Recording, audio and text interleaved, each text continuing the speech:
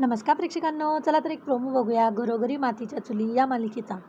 ऐश्वर्या हातात प्रॉपर्टीचे पेपर घेऊन येते आणि जोरात म्हणते, जानकी चल निघ निघ, चल माझ्या घराच्या बाहेर व्हायचं, चल निघ.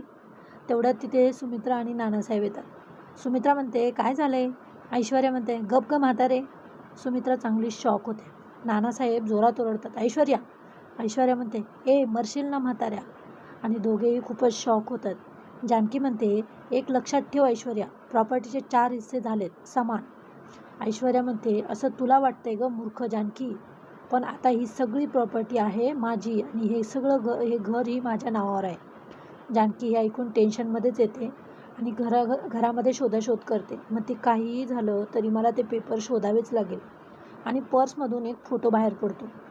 लता आणि जानकीचा तो फोटो असतो. जानकी ते बघून शॉक होते. जोरात गळा दाबते, म्हणते, माझ्या आईचा फोटो तुझ्याकडे कसा आला सांग. माझ्या आईसाठी मी काहीही करू शकते, सांग. ऐश्वर्या म्हणते, पार्वती.